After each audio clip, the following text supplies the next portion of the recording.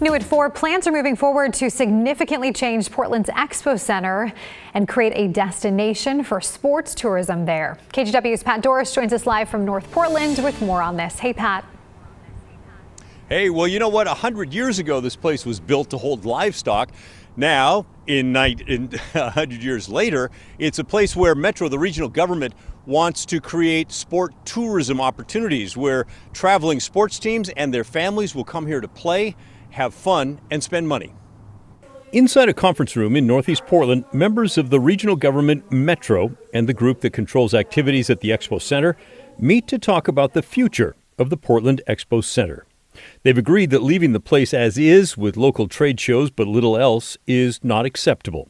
They envision a new series of event centers that would allow public access during the weekdays and feature club and league sports on weeknights and tournaments on weekends, which they hope would bring an economic impact. But before agreeing on sports concepts, the planners needed to agree on historical respect. Growing up in Vanport, former Metro Commissioner Ed Washington, who grew up in the nearby Vanport neighborhood, talked about shooting marbles at the Expo Center before his neighborhood's catastrophic flood.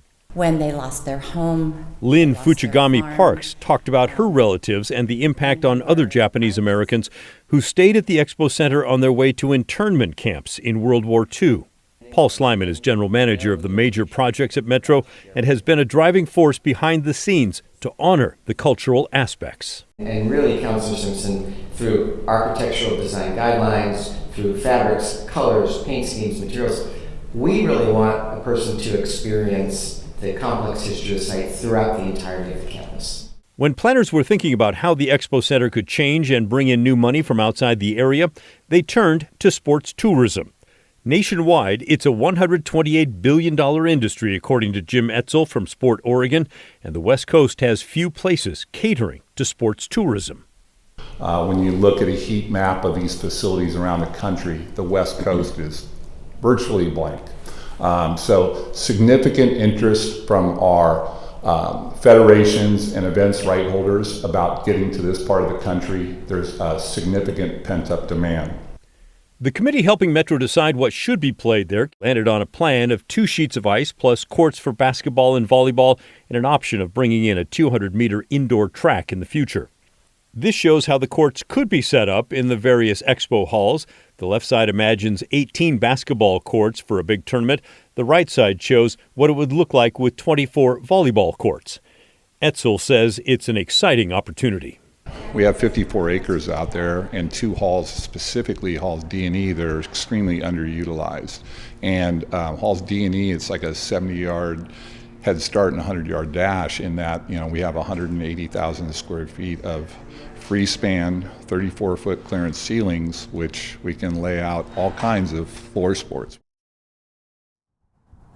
Okay, sports guy using the sports analogies there. By the way, the big question here is cost and how they're going to pay for it. They estimate if they did everything they wanted, it'd be something like $300 million. How they're going to pay for it? Well, they don't really know. Possibly bonds, but nothing is settled yet. Back to you. A big price tag there. So if the funding does come through, though, when can we expect the new Expo Center to be ready? Well, if you're talking about the entire thing, I think 5 or 6 years if everything goes as planned. But I'm also told that in this next year, they might start bringing in the volleyball courts and the basketball courts and nets and that sort of thing.